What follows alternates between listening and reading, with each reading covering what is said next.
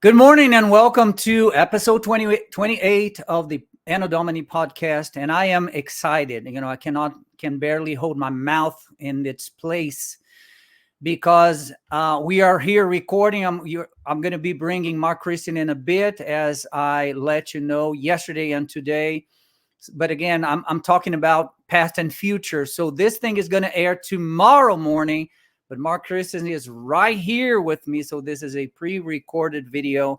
And we're very excited because we're expecting the VP, Trump's VP, at any time. As you know, and you will see, I will be checking as Marc is talking. And, I'm going to allow him to talk a lot as long as he wants to, he needs to. And I'll be checking the news and see if there's any update, and we'll let you know. Hopefully, we can have any news before we end the show. If not, tomorrow we'll certainly be talking about it a lot. So without further ado, let me bring my man, Marc Christian. Welcome, my brother. How you doing, sir? How you doing today? I am good. It is so great to be in the opposite position from you now, because when you were in the radio, you were interviewing me all the time and you were relaxed. Today, I'm relaxed because you are my interviewee. So what I'm going to do is I'm going to make up for all of the pressure and the tension that you forced me to live in the Patriots call when I was there. Today, it's on you. But again, you're going to just have a field day today. I know that. How are you, sir? Real good, real good. Well, you forget that, our time on the Patriots call was, you might have been under pressure on studio and microphone and whatever else, but the knowledge was there, and that's what everybody should rely on, is their knowledge and their wisdom and their learning and everything that goes along with that. That's it's hard to keep up with everything. It's moving faster than we've ever seen. Absolutely. As we, which interestingly enough, I think the bestseller of all time predicted that, that time would speed up in the last days. So here we are. Here we are. We are just probably less than an hour away from Trump's VP. So, Marc, I would like first of all to ask you to introduce yourself, who you are, who you're married with, where you live, what you do for a living. And because locally folks here know you, we know you very well, and we appreciate everything you do every day on KWell. But a lot of folks out there will probably not know you. And so please introduce yourself as a groundwork for us to start our conversation today. Sure, absolutely. So Marc Christian, originally from Dallas, Texas. That's where I was born. Pretty much a Texan. Outside of a year and a half of my life, this is where I've been the whole time. We moved up to Idaho for a year and a half, and if you ever want to go get lost in the middle of nowhere and you just think it's about a bunch of potatoes, go up there. It's you got Snake River Canyon. It's beautiful. But anyway, you're talking like a politician. You are introducing yourself as a politician. So I've been married to my wife Pam since 1990. We got two great kids, Kate and Alex, both doing great in their professions and all that good stuff. So I've been in the better part of my, I guess you'd say, my career was in sales, did a lot of retail, did a lot of other things, and then finally got into media sales back around 2003.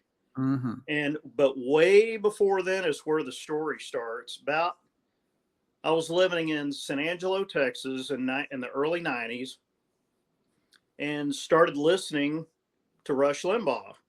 There you go. I'm an early one. 91, 92 is when I started listening to him, and I was. Do you know when he started? I forgot when he started. He went national around 88 or 89. Okay, so it was fresh. He was in a regional market of Sacramento. Okay. Before that, and then he went national in the late 80s. Yeah. Gotcha.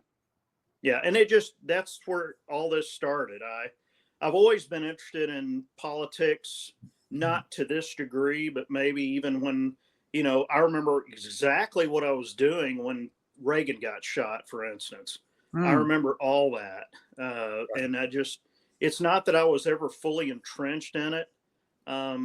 I was a typical teenager, and then getting into my 20s, I Mm-hmm. voted, but I wasn't engaged Okay. until Rush Limbaugh was hooked by talk radio.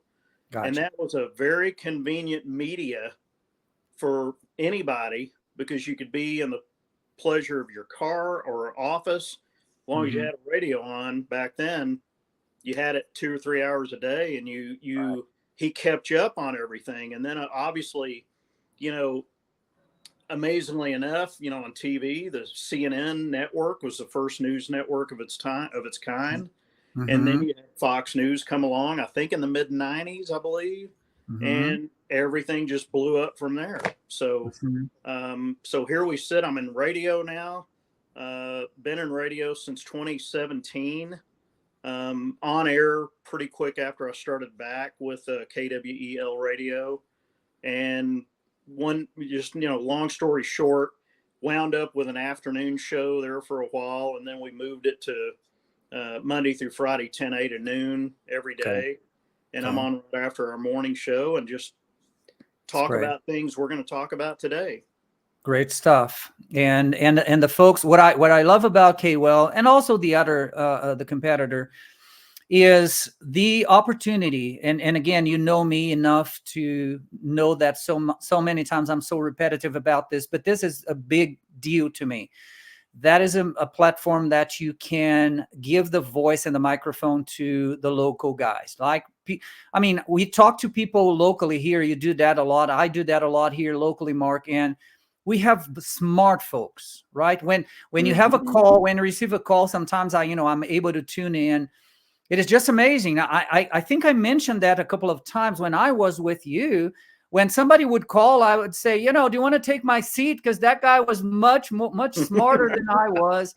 And these guys are amazing. So we have people in the local level that are really connected and engaged, not only in the national level, but in the local level. So before we go to each of the bullet points that we prepared for today, since you brought Reagan to the equation, Mark, Sure. and to the table here, would you be able to draw any parallel of what happened with the country after the the assassination attempt against Reagan and now against Trump? Of course, we're just 48 hours into the thing, very fresh. Without going into the technicalities, without going to the Secret Service and the flaws and the frailties and all of the holes in this whole system. Right. What do you see today? How do you see the community, the American society today, as much as we can get along and get together in terms of what is going on online? Because that's the only way that we can follow people. It's on the social media world. Compared to what happened with Reagan when we did not have social media, do you have any ideas or could you draw any parallels between the two moments in American history? Yeah. As you may remember, the Carter era going into the Reagan era was the sad, I guess, moniker of that time was the hostage crisis. Right. And what came with that. I remember being in school with a guy from that area over in Iran, and we talked about it quite a bit even then. And then when, what was it? When I believe it was when Reagan got in, it was like the first day he engineered the release and made things happen that way. I remember that. Very strong, very, the country was under a lot of duress, uh, as we are kind of right now in different ways, as we were with Carter, like we are with Biden. Right. Rolling into a guy that nobody saw coming, frankly, a Hollywood actor becoming president. And then we started, through his presidency, we found out the greatness of what he had to offer. Right. Now, as far as the assassination attempt on each of them, obviously, like you said, no social media back then. Yeah. Didn't even really have anything like email or anything. It was all TV and radio. Right. Or newspaper. So everything was much slower to get a handle on. things like that. So I guess the point of then was we didn't know as many details at the drop as at the touch of a finger, or pick up our device like our phone or watching or anything like that to find out what's going on minute by minute. We had to rely on the news. So now, interestingly enough, I don't remember when you asked me the question. I don't necessarily remember. Yes, the country was in support of him and during his recovery. Obviously, America started liking what he had to offer politically, because if I'm not mistaken, Eliel, I believe he won decisively in 80, but I believe it was 84 that was the landslide. Am I getting those backwards, or is that about right? No, that you got it correct. It was the landslide. Yeah. So there was a reason for the landslide. Right. They liked what he had to offer, so they wanted more of it. So here we are. Now let's go to now. Right. We've got an administration that's, in my opinion, the last 3.5 years has completely turned the country around from what it was under Trump. Take COVID out, and Trump probably did more for the country with not only the left fighting him, but pretty much half the right fighting him at the same time.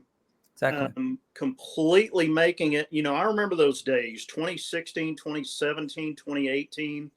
You just felt good. You felt like everything was moving right. You weren't worried about, right. we didn't, I'm not saying we didn't watch the news of the day, but we didn't feel like there was, what's going to happen next that's going to be bad. We didn't have illegals. We didn't have high inflation. We had low gas prices. Everybody no was wars.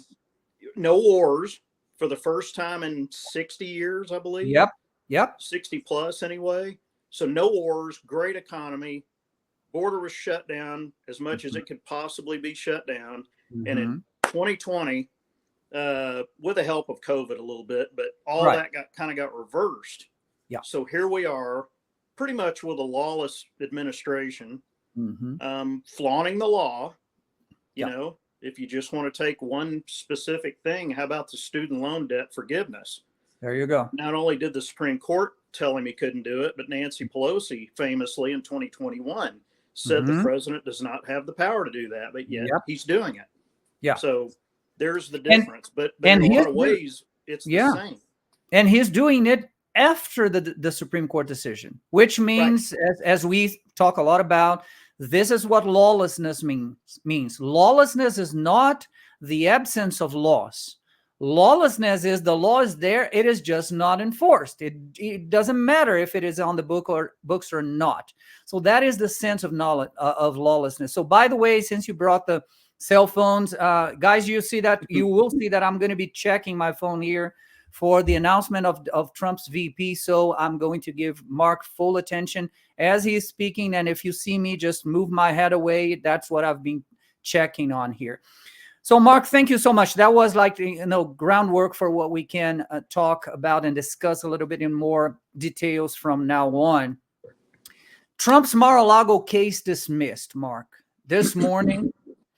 What is the impact of that? And again, by what we just talked about, that this is a government that is carrying out lawlessness day in, day out. It does not matter what the law means anymore, or it doesn't. It is like the laws were not there.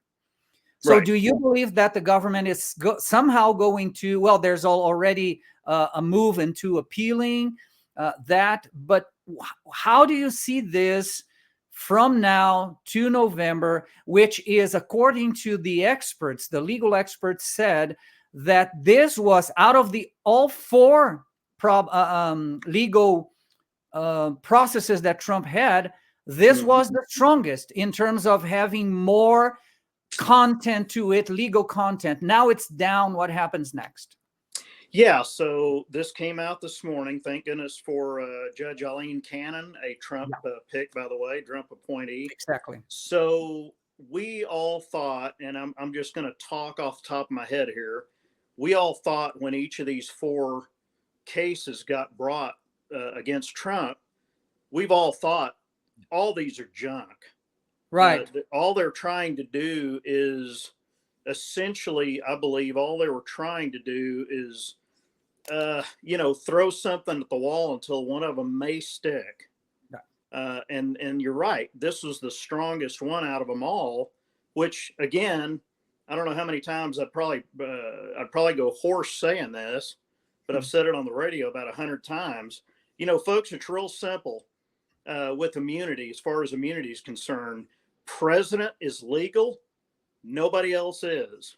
Vice president is not. On down. That's right. it. So, but look what happened. Pence and Biden got let off from it, and they went after the one that it was actually legal for. Exactly. So then so real quick, let's think about why this got let off. It was because of something we had heard the experts and the professors, the law professors, talk about. He was appointed incorrectly. Jim Smith being that person. He was ill-appointed. That's what finally essentially ruined it for him. Exactly. It didn't have any standing anyway. Exactly. That's the funny thing. I mean, if you look at the conviction, quote unquote, if you look at the conviction from his June conviction, there to this day, Jonathan Turley and Alan Dershowitz cannot still tell you what he was charged with. Right. So, and you're talking about the New York case, right? The New York case, right? Yeah. But this one being the documents case, the whole point, it got basically put away. It's done. Got thrown out, is because of the fact that this guy was ill appointed to this position, and he was obviously ordered just like all of them. The Attorney General in New York, all these people, they're literally appointed and they ran on getting Trump. Right. And so now just the simple fact that everybody's been saying there was no standing to the case, there's nothing here. And what is it, Elio? We found out, 2 or 3 weeks ago, that the famously staged photos at Mar-a-Lago were rigged by the FBI. Exactly. So there's nothing here. In which, of course, when all that happened, August of 2022, when those photos came out, I said, first thing I thought of, sometimes you see the obvious real quick, not every time, but I thought, isn't that funny? They're these photos are so classified. These documents are so classified. They're showing them everywhere. Yes. I thought they were classified. Obvious, right? So it's obvious. So now, the gravity of this happening this morning, you look at the sentencing on the New York case was moved to at least September. 18th. Some thought is they did that because there's less and less standing to it going through. So they moved it to September, and there's actually a lot of thought out there that it could be thrown out completely. Well, there's 2 out of 4. So, it's, I saw this comment on social media this morning when this was announced at about, I don't know, it was around 9:05, I believe. The Democrats, between this and the debate and everything that's happened, the Democrats and the left have had a really bad month. Yeah. So, and again, there's the Joe Biden replacement in a whole shebang in the process. Yeah. There's, talk. They are trying now because now they are in a conundrum. There's no way for them to get out of this, Mark. And this is a self-inflicted wound. We knew that from the beginning because, this is what happens. I love you mentioned Idaho. There's a pastor from Idaho that I've been following for at least 5 years, Pastor Doug Wilson. When was that? 4 or 5 years ago? I think it was 4 years ago. He said 4 years ago, guys, stupidity is not sustainable. Stupidity is not a long-term plan. If you deal with stupid it is not going to last long because reality will win in the end. So now they have a lady, Kamala Harris, that they know she's not there. Probably she's less there than Joe Biden is. They somehow know that, so much so that they never talk about bringing her and giving her an upgrade, right? Ever. Right. So they are now between her and a vegetable, and they are still with the vegetable because there's no way out of that conundrum. On the other hand, this attack on Trump now just kills all of the possible conversations behind the table or behind the curtains on the table of the Democrats, because right now it doesn't matter who they bring on. It does not matter. Would you agree with that? Yeah. And the other interesting thing I'll say about the timeline stuff. So everything's rocking and rolling. Okay, the debate happens now 2.5 weeks ago. Am I right? Or 3.5? 2.5, I believe. Yes, 3. Yeah. Yeah. Anyway, as soon as that happened, all the negative news has been on the Biden administration. Exactly. In some form or fashion. Donald Trump has just been sitting back, enjoying it. Yeah. For the first time. Well, the first time. So then Saturday night happens, Saturday after late afternoon. And guess what? All of a sudden, you haven't heard almost a peep about the Biden being replaced anymore. And that's the distraction you were talking about this morning on radio. Right. And I'm not saying, I'm not going to go out on a limb here and go as far as some people would and say, well, that's why this was tried, to get the news off of Biden. Right. We don't know, and we haven't, and we may not talk about the actual details around the assassination attempt. But my point is, it killed the flow and the ebb, exactly, and the energy behind the replacing Biden news. Period. Their oxygen is gone. Exactly. Yeah. That sucked the entirety of their oxygen. So we have a tweet here from Steve Dace. He is the Blaze guy, and he is in Iowa. He said, this is 11 minutes ago, if Trump really picks RFK Jr. for his VP, I am going to have to go home and see what the wife is doing. So I've been following a couple of guys that I've been following for a long time now. And there is this pitch now, fever pitch, Mark, for RFK Jr. What would your thoughts be here? Okay. I like him. Okay. I like him. I like a lot of ways what he has to say. Right. I got to remember, though, he is a Kennedy, and he is, he was going to run as a Democrat, but the Democrats didn't want him. So that's why he's running as an independent. Now, really quick, he's got it right on COVID and the vaccines. He's got all that right. Yes, absolutely. But where he loses me is his, his stance on energy. He's anti-oil. He's anti-coal. He is anti-life. He is pro-abortion. He's pro-abortion. So with just those things, he loses me. Right. Unless Donald Trump goes in and somehow changed his thinking. I don't know. I don't, it's so fantastic. I don't see that happening. So there's a Truth Social, Donald J. Trump himself. This is 23 minutes ago that Steve Dace, that Charlie Kirk just reposted. In light of what is going on in the world today, I believe it is imperative that Robert F. Kennedy Jr. receive Secret Service protection immediately. Given the history of the Kennedy family, this is the obvious right thing to do. So, and then Charlie Kirk comments, this needs to happen as soon as possible. So if there is a name out there, and again, we've been talking about that in our text group, right? I still believe, and I will bet to the last second, that it's going to be somebody that is not on that list. What is your take on that?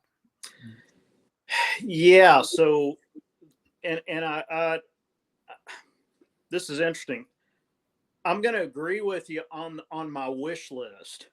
Okay. I don't want it to be a normal everyday run-of-the-mill politician. I want it to be somebody.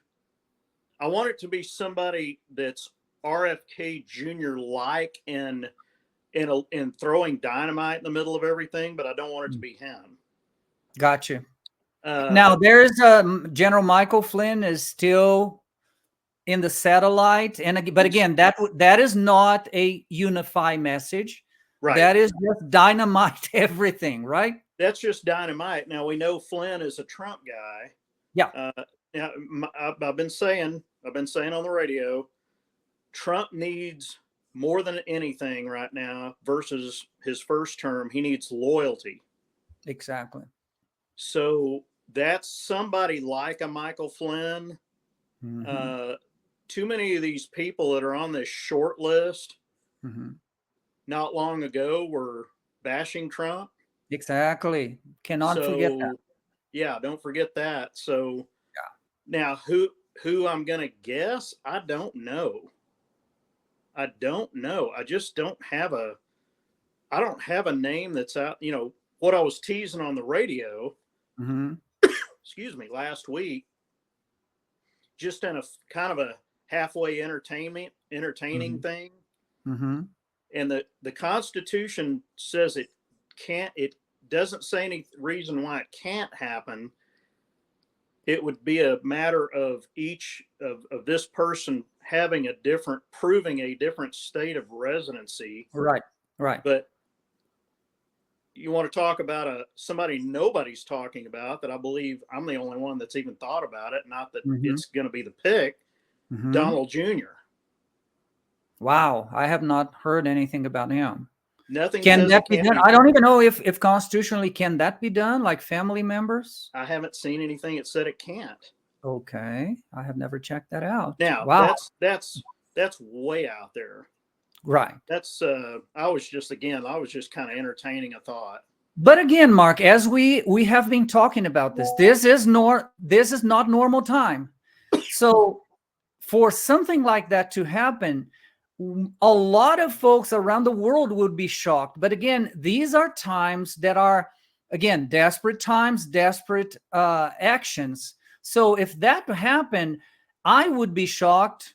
Probably you would not be shocked because you have been talking about that. But half of the world would be shocked. But at the same time, I mean, this is what we've been talking about, the anti-intuitive thing, the counterintuitive, the counter logic. Wire your brain into what is not logical right now. So Tulsi Gabbard is there on the list. Youngkin is there on the list, the governor of Virginia. So Mike Flynn is not there. And who is the other guy that is not on that list that has been also brought to? Dr. Ben Carson. Well, Ben Carson is on that list. So Ben Carson would be, a very strong evangelical, a guy, a follower of Christ. Sure. And that would bring a lot of spiritual stability to the whole thing. But again, his name is there. And we have been receiving tips, and probably this is Trump's game right now, so that everybody talks about everything here, look here, and is going to bring somebody from behind the curtains, right? Which is exactly what I am expecting to know, at any moment right now. So if not before we end this conversation, if we don't have that, we will have that tomorrow morning as this video goes out. So let's keep going here, because we spent a lot of time. We spent a lot of time on the VP. Let me throw one more thing. Absolutely. Go ahead. Very quick.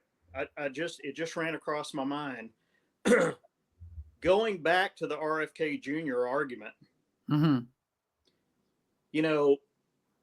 Biden, when he came on TV yesterday, or whenever that was, around noon or 1 o'clock, he, didn't speak very long, and he never really does. But he, of course, he's preaching unity. And then, Trump now apparently is retooling his speech that way. Okay.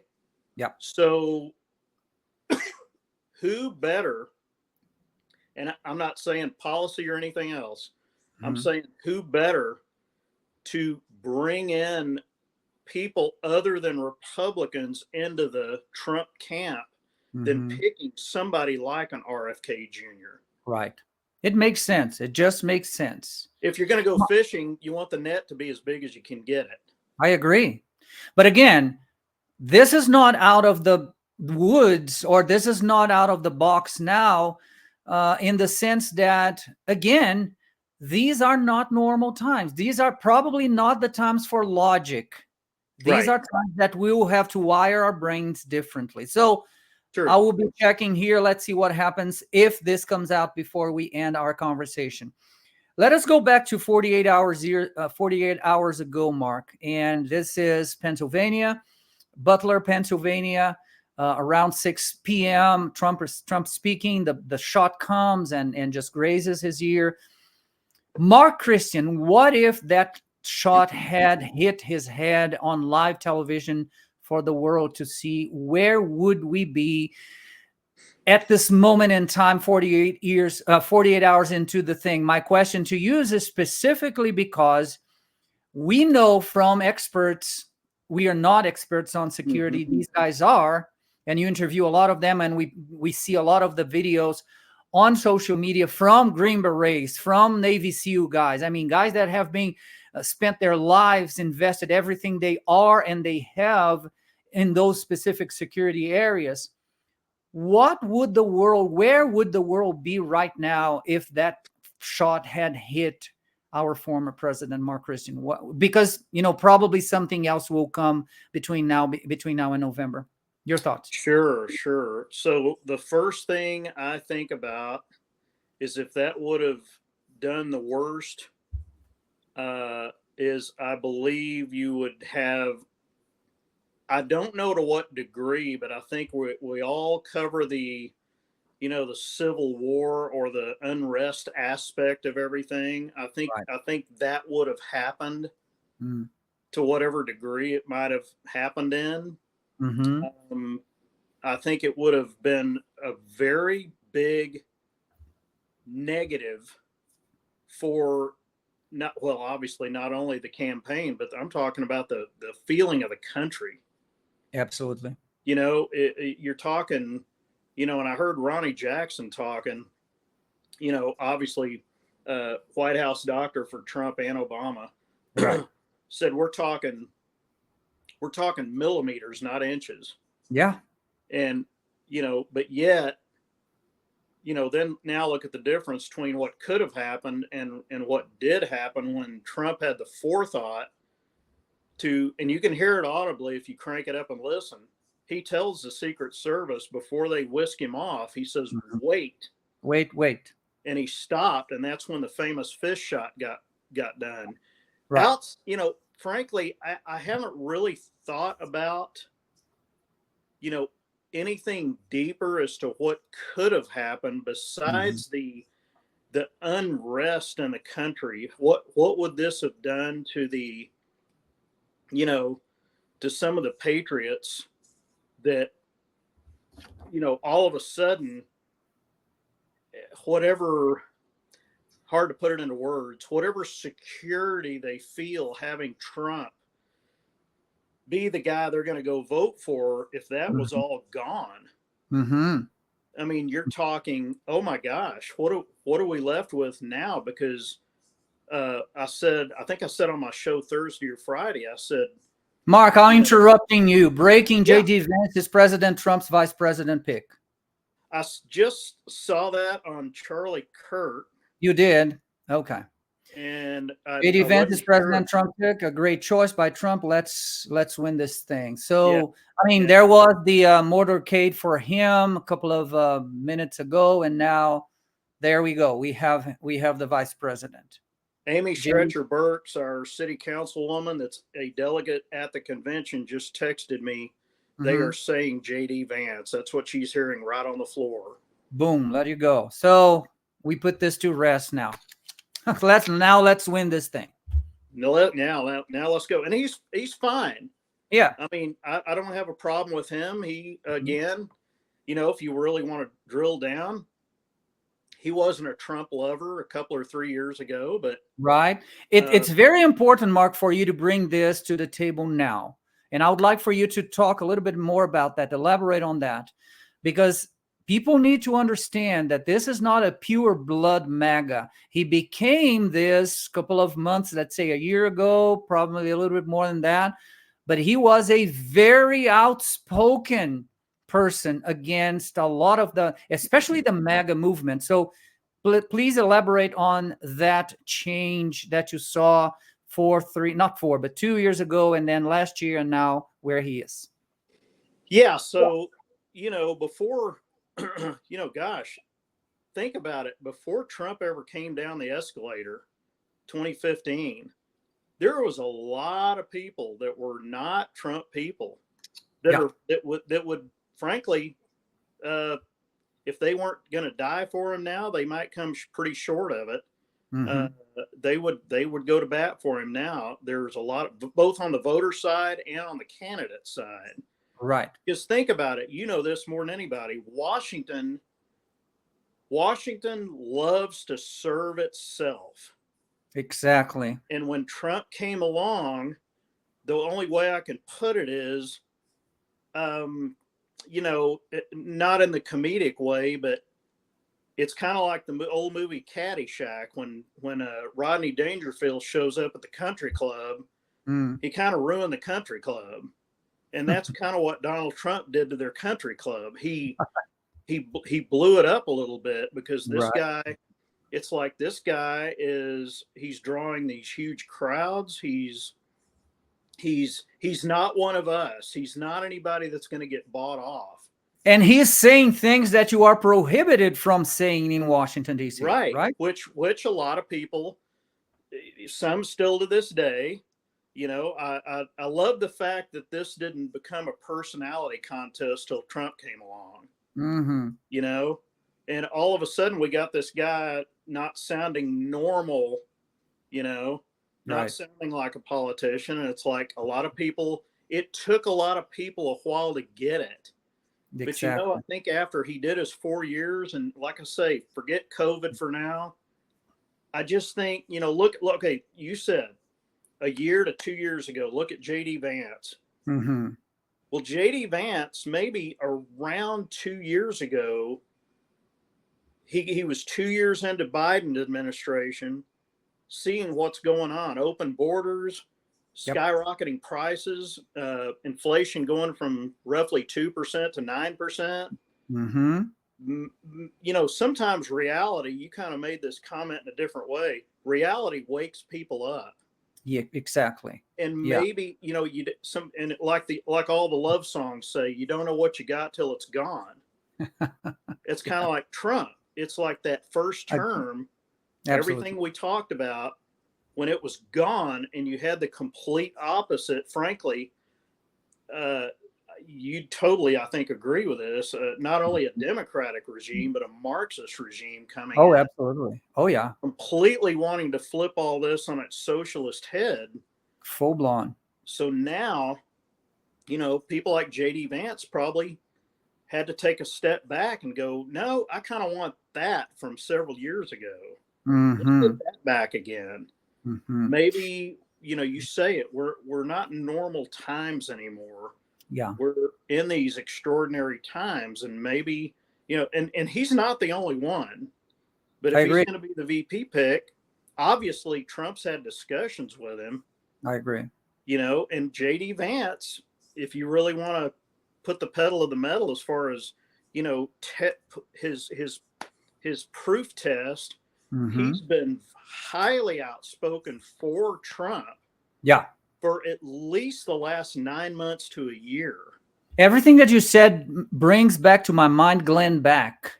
Right. The case of Glenn Beck, in his case, he was very humble. I remember that. I don't know if you watched that, but he was on the Blaze, and he recorded a video or the initial portion of his show just to ask the country to forgive him. He came out very humbly, a year into the thing, and said, guys, I was wrong. This guy is doing everything he said he would do. I cannot in my sound mind oppose him or say anything else. And I am very sorry that I did what I did, that I said what I said. So we did not see this on JD, but as you said, his actions started aligning a lot with Trump, as you said, in the past, especially this past year. So Mark, now we have the team. We have Trump, JD. And again, one of the things that I'm before I forget on JD, he wrote a majestic book. It's called Hillbilly Elegy. He wrote a book that should be read by every, hot-blooded American citizen today, because he's talking about the Appalachian, all of the realities of the world that it became a movie later on. But that book it spoke so much into me, Mark, in terms of the white folk culture from the back of the woods that nobody cares. He talks about drugs. He talks about all of the war, all of the conflicts, all of the, financially, they're broke. The book is just an ode. It's a classic book to tell you, hey, guys, we exist. So I highly, highly recommend folks to read his book, because probably after reading the book, we are going to understand some of Trump's logic behind the speak, and somehow we can expect some of his decisions or decision making. By the way, the vice president does not decide a lot of things. But again, Trump is looking at a guy that is very young, very brave, and he is preparing a guy, his apprentice now, the one, right, for 8 more years. So we need to pay attention in that. Mark, we have our team now, Trump, JD. What happens if we win in November? If Trump goes back to the White House, which now only God, the way I see it, in a transcendent way, could say, no, that's not what's going to happen. By all of the equations in front of us right now, that seems to be the pathway. What happens between November and January 20th, when Trump is going to be installed and sworn in your take? Well, so on obviously on Biden's team, on the Biden side of things, you're going to obviously try to get as many things done in those last days that you can. Right. Try to get them done where they can't be unwound. Now, let me bring to the equation so that you can just give us a whole picture. Sure. What if Trump wins and the House and the Senate goes Democrat, which is highly improbable, unlikely now. But let's take the two possibilities. Trump wins and he has Senate and House. Trump wins and he does not have the Senate, but he has the House. Trump wins, he does not have the House, but he has the Senate. All of those elements of the equation, how would you talk about all of them as a big equation here? Well, I think Trump and Vance could talk about the fact that especially if they win as big as I think they could win, and I just thought of another little asterisk to this math problem too, but being the illegal vote. But let's not talk about that yet. So if they win, and obviously the best thing that could happen is some magical, majestic thing via God happens. The House seems very doable. As even as slim a majority as we've got now. Right. But I think there's some down ballot races, especially with all the talk and all the negativity on the Biden side of things, especially if he stays. There's been a lot of people say we're not going to give our money to Biden, but we're going to maybe put it toward the down balloting. Correct. That could actually, in a way, hurt us a bit, but move the needle. Yeah. Now, the best thing could be is if we won both the House and the Senate. But it's very famous that you don't win it all. It's very rare that you do. Yeah. So maybe they win the House and still don't win the Senate. I don't know. I mean, the country's going to be behind, I think, whatever Trump and Vance are proposing. And I think maybe I think maybe the pressure is going to be, especially, okay, if we win the House, win the presidency, I think the pressure is all going to be on the Senate, on obviously on everything, but on, I'd say 2/3 of everything, right, to vote that way, because they might, if they don't, maybe the midterms come along in 26 and a bunch of them have potential to get voted out. correct. So there's that potential for them. Now, worst case scenario, they win and then we lose the House and the Senate both. I mean, correct me if I'm wrong, but if you make that, if that happens, you've essentially got a lame duck situation. Yeah.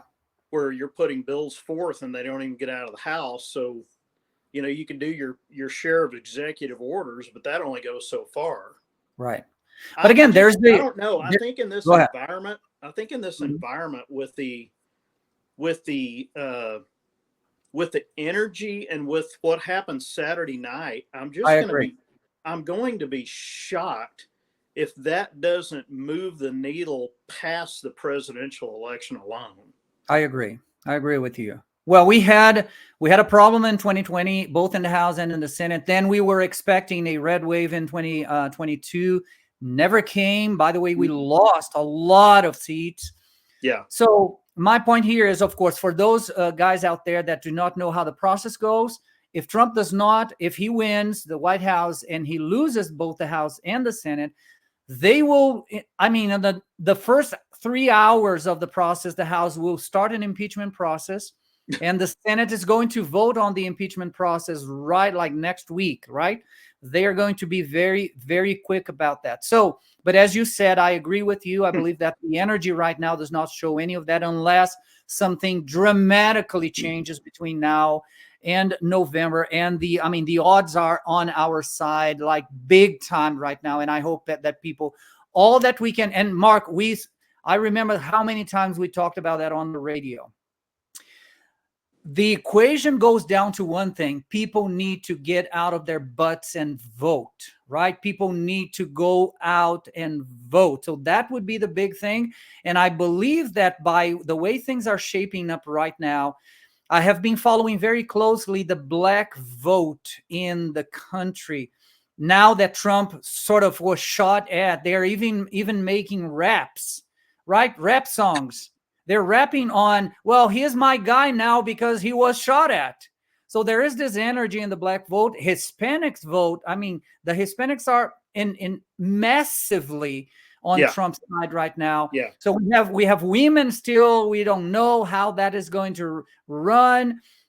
We have a large category, a large slice of women that really, really hate this guy and everything that he does, his own existence, very own existence. But again, I would like to bring you to one more topic here before we start wrapping this thing up, which brings us to the speech on Thursday, Marc. So in 3 days, Trump is going to be crowned, so to speak. He's going to receive the official nomination from the GOP. And we are expecting, and that I've been saying this all along, my focus, my eyes, my attention is all there.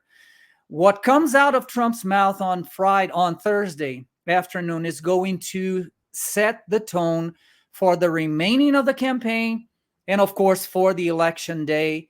What are your thoughts on this, since we already know somehow that he tore out, just burned the previous speech. Now the speech writers wrote something else, focus on unity. What are we expecting from his speech on Thursday, Marc Christian?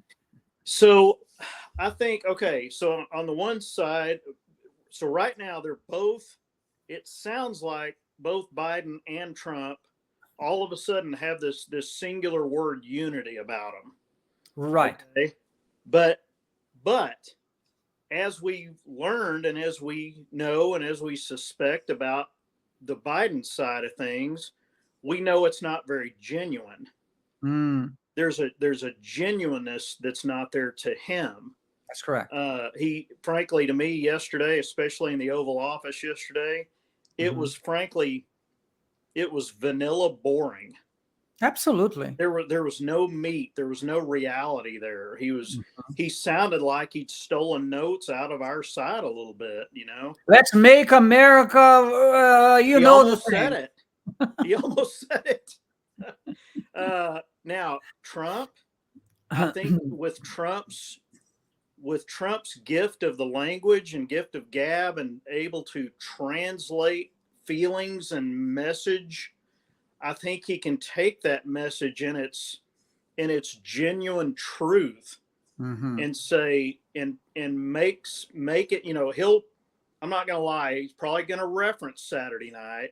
But I think he's gonna steer away from it. I don't think he's gonna spend a lot of time on it. I think he's gonna steer out of it to make the message of the country, you know, I don't know what he'll reference. Will he go back to the summer of love in 2020 and say, look at the difference here? You know, this happened to me Saturday night, and we didn't burn cars, we didn't burn buildings, exactly, all that stuff. They did. Things like that. But I think he could make it a very honest and truthful message about the country coming together for its own good. Remembering, you know, hopefully what he'll do is he'll take this all the way back to the beginning.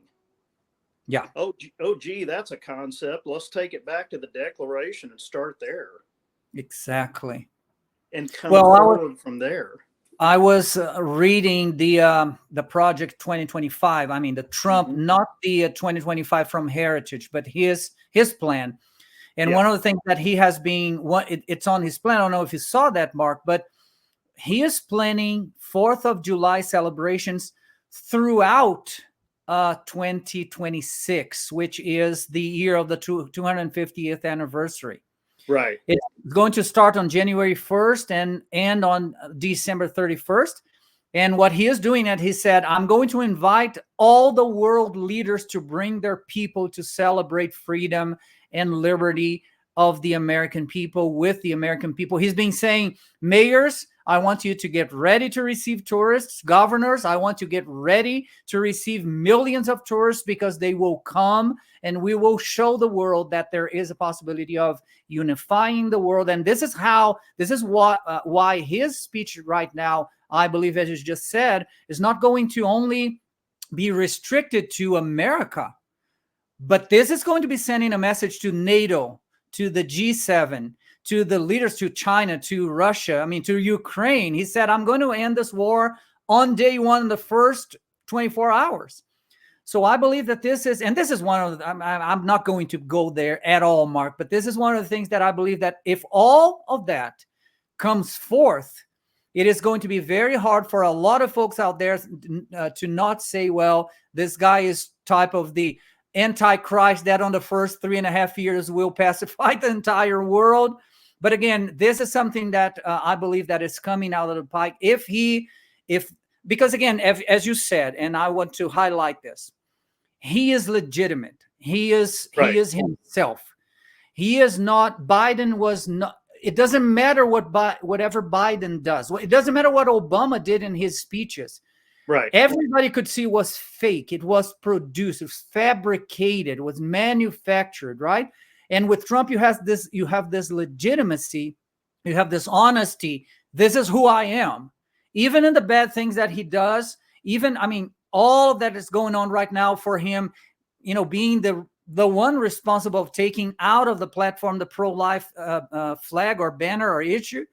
But this is who he is. This is what I'm going to do because I have a bigger plan in the future. So I just wanted to highlight what you just said. Mark, quick question. Go ahead. Quick. Absolutely. Just since you brought it up. So since he pulled that, is your thinking of him pulling that out of the platform, is that because we know Trump wants the abortion issue to be at the state level? Right. The Dobbs case. Is that why he did that? That is exactly why he did that. And again, everybody on the side today that there are now more than 100 organizations all around the country that signed that letter, that petition asking him to reverse course, right? It's a lot. And we're talking about, and again, I mentioned, for example, the president of Family Research Council. Those guys, they have under their umbrella at least 10 million voters in the country. They speak with the voters every day. I receive updates every morning on my email address, and they have 10 millions or probably more than that. The point there is, yes, Dobbs, we elected you to do what you did, which, he put 3 judges there, 2 justices there that reversed it back to the states. But Mark, there is the 14th Amendment. The 14th Amendment says very clearly, you cannot punish anybody without due process. You cannot apply capital punishment, which is death, to anybody without the proper process. And the child in the womb does not have the process on. So that is the big thing here is the Constitution again. And I believe that this is going to intensify, the argument, but I see this with good eyes. I don't see this as a rupture or a division in the party. I see this as a very healthy process going on right now. Let's see where this leads us, because there are some voices that were before Saturday, before the attack on Saturday, that have already reversed by saying, okay, I said that I was not going to vote for him. Now they try to kill him.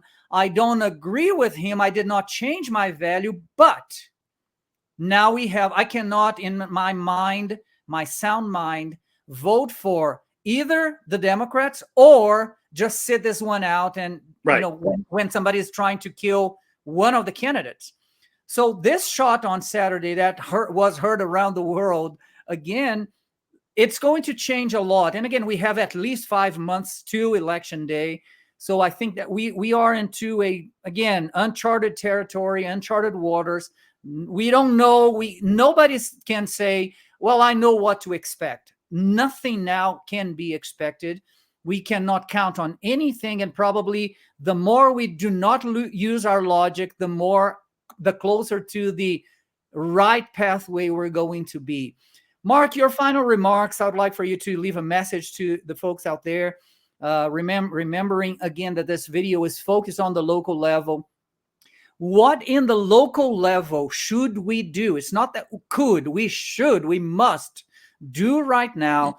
Keep this fire burning until November, and to engage, to make not only to make President our president, President Trump our president, but we have local races right here in Odessa. We have the mayoral race going on right now. What is your message to our local friends here in Midland and Odessa in our Permian Basin area? The big thing is you got to vote. Get your butt up and go vote. Please. I'm getting tired of this thing about hearing about, well, all of us work. It's hard to get away. That's not an excuse. Thank you. There's hate it or love it. There's early voting, and then there's voting day. So you get out and vote. Number 2, register friends to go vote. Amen. Talk to all the people that you know and ask them. You may even know, well, why don't you go vote, and talk it out. See what the reservations are. Oh, they'll have all the usual excuses. Oh, the politicians are going to do whatever they want anyway. Well, they will with you not going. And that's how they've conditioned people. So Charlie Kirk says this all the time. Go register. If everybody go register 1 friend, 2 friends. Right. You see a massive swing, because we know the numbers now are pitiful. Too big to rig, right? Too big to rig. Yeah. And go and learn the issues. It doesn't take a lot. It really doesn't. You don't have to study that. You don't have to study this stuff as much as me and Al do. I mean, we look at it so much where sometimes we're sick of it and we got to get away. But you don't have to look very deep to learn the issues. If you can, go to city council meetings, go to school board meetings. Look what's going on in Midland right now with a golf course.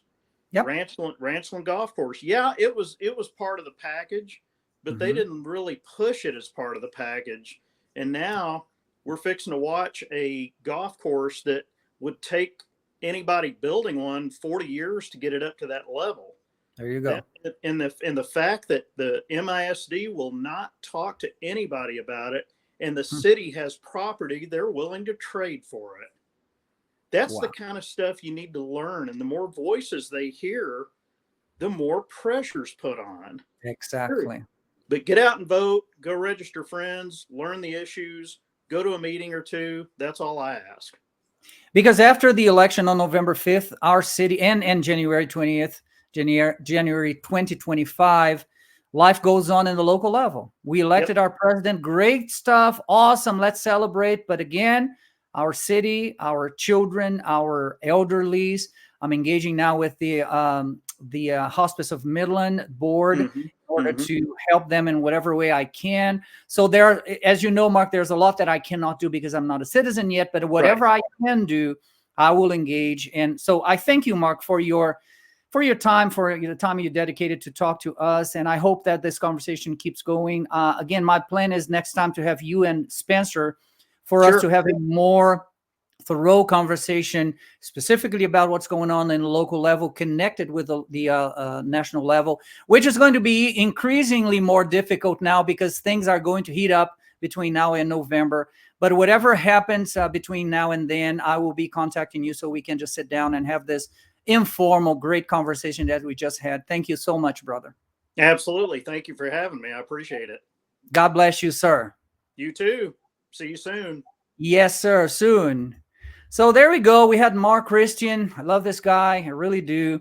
Not only a Christian follower of Christ, but a true friend. So you just saw that this is possible.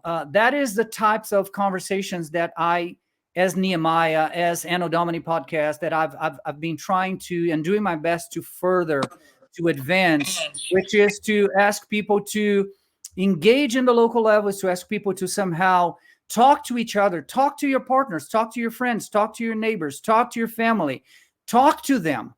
This is a moment to build this momentum. Let us put more wood and gasoline on this fire in the positive sense. And let us keep praying. Let us keep President Trump and now J.D. Vance and both of their families under God's protection. Let's pray for them. Let's pray for wisdom. Let's pray for Thursday's speech from President Trump in Milwaukee. And let the Lord's will be done in our country, the United States of America, once again. So tomorrow morning, and I'm saying again, tomorrow, you are going to be watching it tomorrow. It's hard on my mind to fix this in, but this goes on live on the channel, Anno Domini podcast channel tomorrow. And then on Wednesday, I'm going to be back with you for part 2 of the Kiss the Sun content. My purpose, my plan is to bring the Bible and read the Word of God and bring the spiritual concepts, spiritual principles, kingdom principles, and apply them to a lot that is going on in our country right now, especially connected to what happened 48 hours ago with Trump and the assassination attempt. May the Lord bless you, and I see you personally on Wednesday in 2 days. God bless you.